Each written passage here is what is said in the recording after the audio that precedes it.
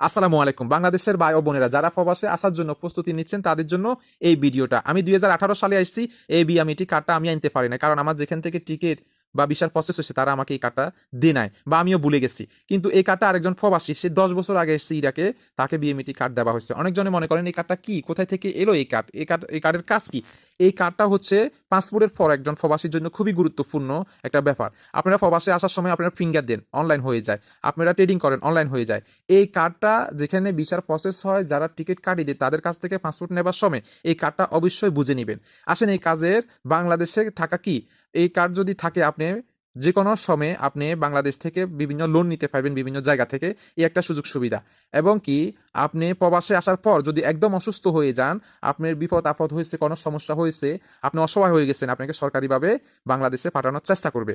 আপনি মৃত্যুবরণ করছেন, বিভিন্ন দেশে ইরাকে বাংলাদেশেরা মৃত্যুবরণ করে, ডেড বডিগুলা বাংলাদেশে যেতে পারে না, এই কার্ডটা যদি থাকে তাহলে সরকারিভাবে চেষ্টা করবে।